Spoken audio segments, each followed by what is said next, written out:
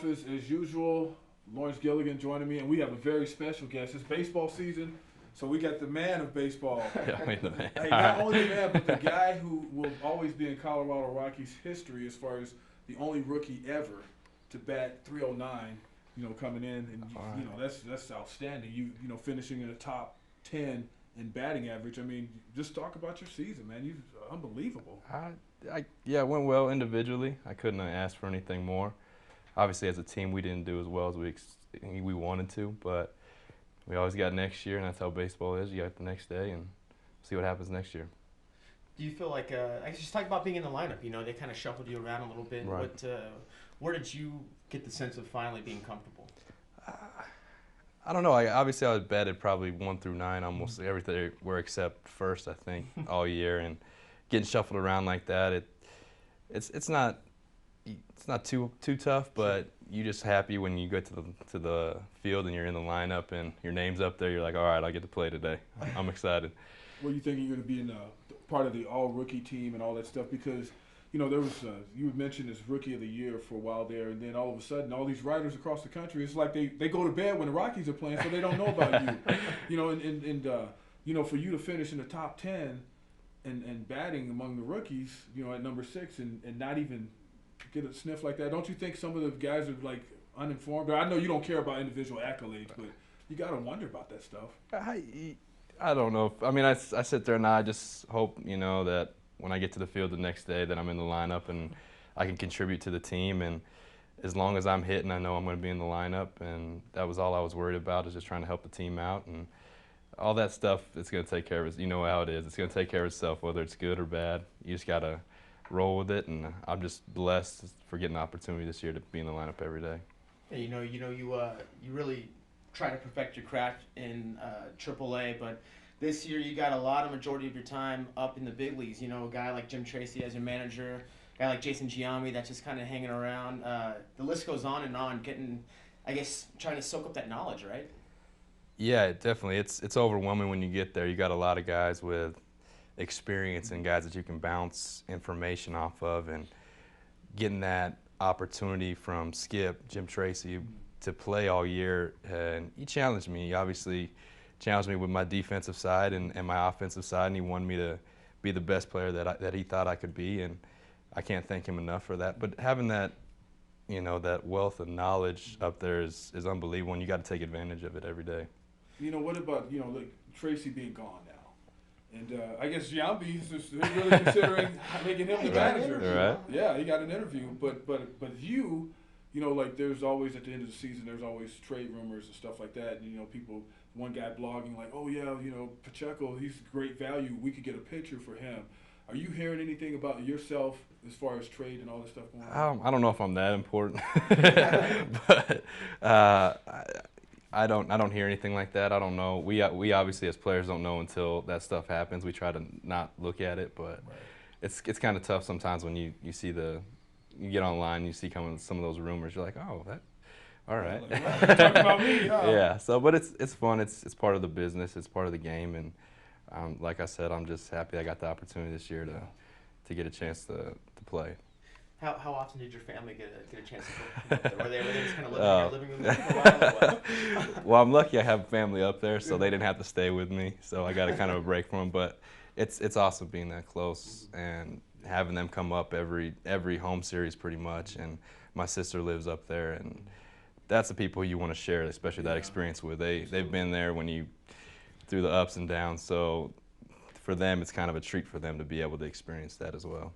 Last time you were here, you actually talked about, hey, I got to make it this time.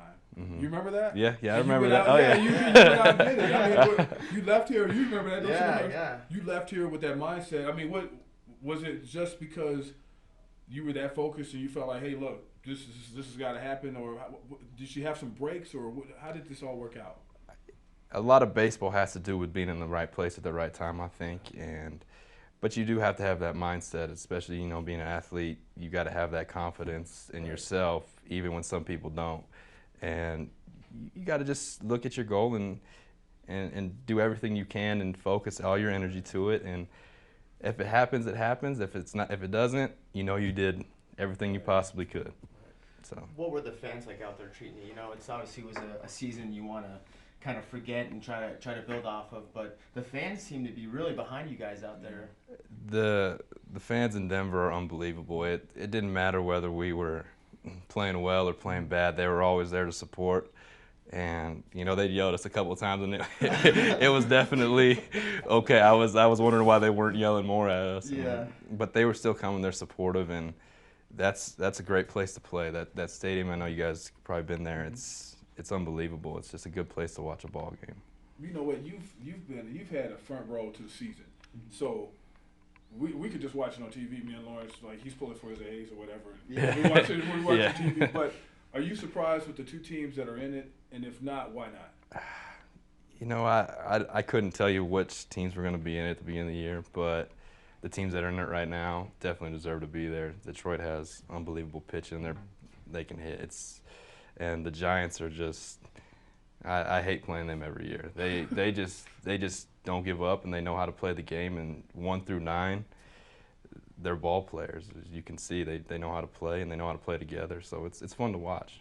So what's your prediction? Who do you got? Well, I got to stick with my NL, so I got even though I don't like them that much, but I got to go with the Giants. I think they got it rolling right now. Go ahead, Lawrence. No, and of course the Giants make it, and my Oakland A's couldn't live up to their end of the bargain. That would be sweet to have a battle of the Bay series, but Yeah, oh well. They played well though. They played well. You know what, I bet the TV execs were nervous when they saw that because they probably figured if they get. You get more of the country when you get to different areas. Right. Yeah. And so they probably. I know. Yeah, they were a little worried. They're a little worried about that. I know. Hey, so as far as spring training and all that, how much time you have off, and what do you do with that time as far as redeeming the time because everything is so fast and you got to be ready to go again. Right. Everything happens fast, especially when that season starts. And we talked about a couple of years ago just being ready when you get to spring training. It's not. Spring training doesn't get you ready for the season. You need to be ready as soon as you get to spring training. Especially this year, we got a lot of young guys that you saw kind of play throughout the whole year, and there's going to be battling for some spots. So it's going to be fun spring training, and it'll be interesting to see what happens. The only time it wasn't like that was high school football. That has to be nerve-wracking, right? I mean, you feel like you may have. I feel like you probably solidified your spot. By 309. Come on now. And you're very versatile. You can play third. You play first, catcher, name it. I think you played. But so what's. I guess what do you do now? You just kind of wait and just show up and just perform, right? That's kind of be hard to do considering.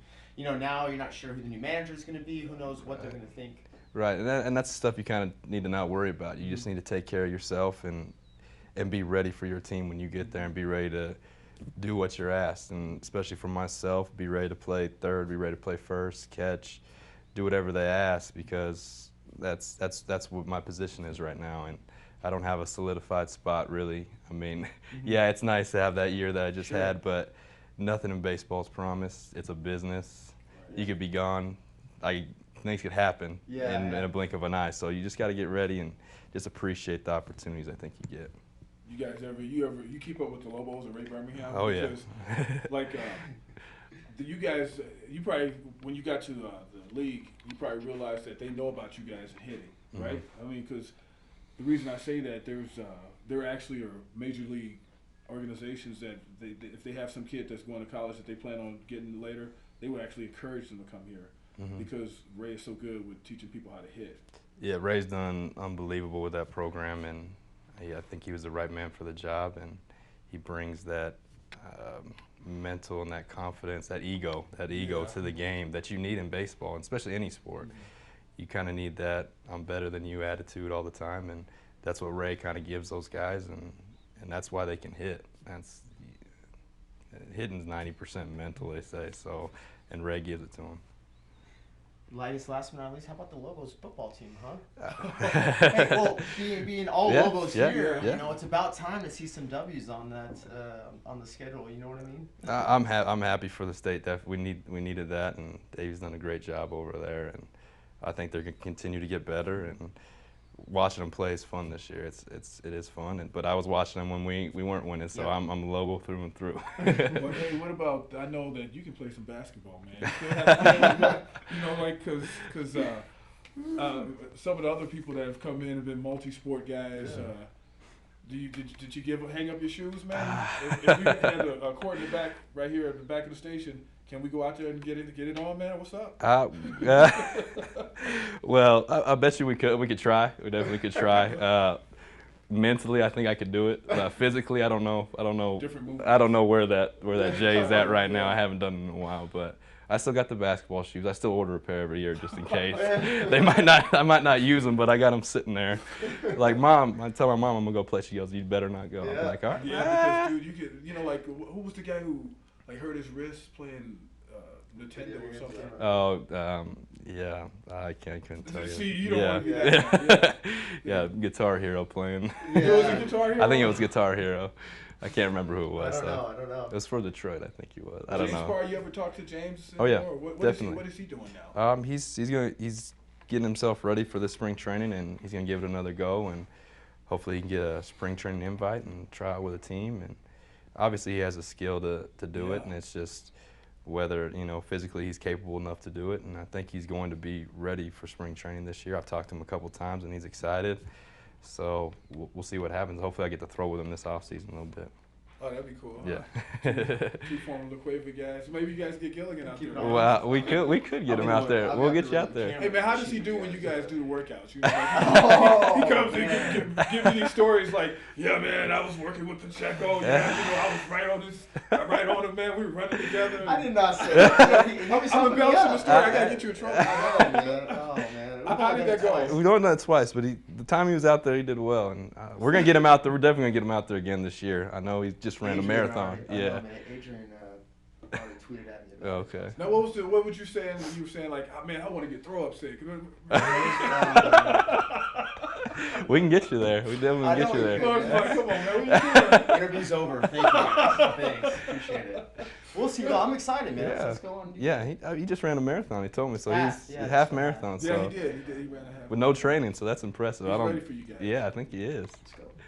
Any predictions on your part as far as next season or anything before we get out? Or I don't think I have any projections yet, but I want to go in there ready to play, and I want to make that team again.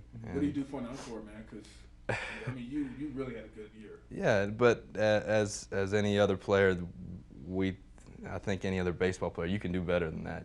I feel I can be a better hitter. I feel I can be a better defensively. I feel like I can give a lot more to that team, and then even though it went kind of well for me this year, but I think I can give a lot more and help the team win. Because obviously that's at the end of the day. Individually, yes, it keeps you on the team, but winning definitely keeps the fun in the game and keeps your manager, at the head, keeps him happy. So that's definitely me. Anything before we cut, Lawrence? Or Nah, man. you want to set up an appointment so we can have this on camera? Oh my You God. guys running and stuff like that? Yeah, I bought a GoPro, so I have to do that. Okay, yeah, we'll go a little early during the Hopefully when day. the sun's We'll out. go when Yeah, the sun's out. We won't go that early. This guy runs hills. I want to see the video. 4:35. It's not good. I'll tell you, maybe from his perspective. Not You just did a mine. marathon, man. You Half marathon, that's different training though. You know that. Yeah, it's- Endurance, those hills. Are Yeah. See, as soon as you leave, he's gonna be like, "Yeah, man, I'm gonna throw up sick. We're man. I'm gonna gonna go out there and rock we'll the change his life. We'll make him. On behalf of Lawrence Gilligan, Jordan Pacheco, Colorado Rockies star, Yeah. because you got out there and tore it up this year. I'm Van Tate, Dominic behind the camera, Dominic Crispin. We'll see you next time.